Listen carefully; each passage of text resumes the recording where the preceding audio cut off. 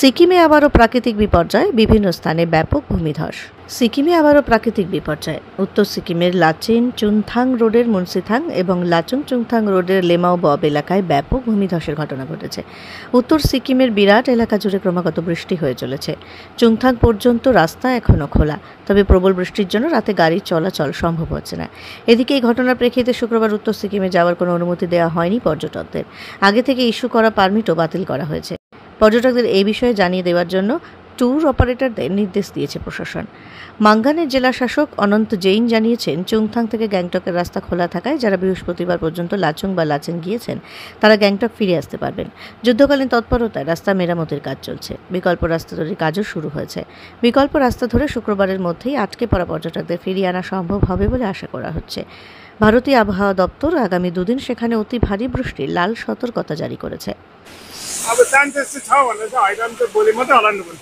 त्यो त पानी परिरहेछ है, यो खोल्सानी बढेछ। यो जग्गालाई ठ्याक्कै के भन्छ? जग्गाको नाम त याद छैन। मुन्सीथाङकै छेउ नि है। तपाई टुरिस्ट लिएरै आउनु भएको होला?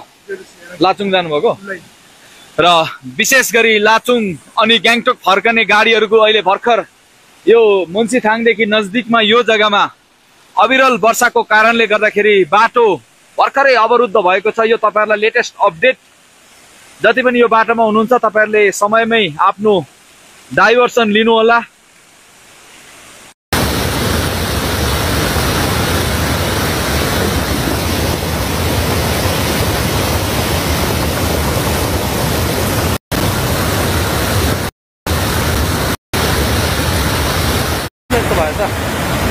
अब कहाँ जानु पर्ने आज चाहिँ गाडी हेर्नु चाहिँ यस्तो भरमा चाहिँ कसरी निकाल्नु पर्ने गाडी यहाँ के गर्नु पर्ने यस्तो छ है त तल बढेछ। एउटा स्विफ्ट डिजायर ऊ माथि हालेको छ। ऊ त्यहाँ हो स्विफ्ट डिजायर एउटा हालेको रहेछ। ऊ त्यहाँ ऊ स्विफ्ट डिजायर एउटा ऊ त्यहाँ हालेको रहेछ। खोला चाहिँ यस्तो छ त्यहाँ छैन है, यता है खोला चाहिँ यस्तो छ त्यहाँ छैन है। यहाँनिर उल्लो ऊ गाडी आउँदैछ हो। हेलो, हामी लाचेनबाट लाचुङ फर्किरहेको टाइममा है यहाँ मुन्सीथाङमा सडनली बेसी पानी परेर चाहिँ एकदमै यहाँ ल्यान्डस्लाइड भएर है एकदमै बाढ आइरहेको छ है।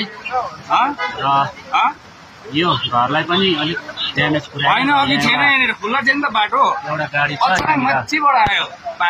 गाडीलाई पनि पुर्नु आँटिसक्यो है।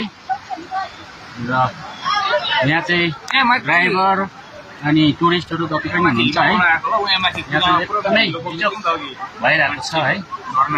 र के गर्नुपर्ने हो है, केही अप्सन छैन। पानी तपाईँको ननस्टप परिरहेको छ है।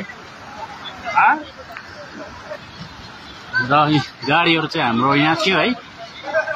हाम्रो गाडीहरू चाहिँ हामीले यहाँनिर रोकेको थियो र यहाँनिर बढाउँदाखेरि चाहिँ हामी सबैले गाडीहरू ब्याक गरेर यहाँनिर राखेछौँ हामीले गाडी है।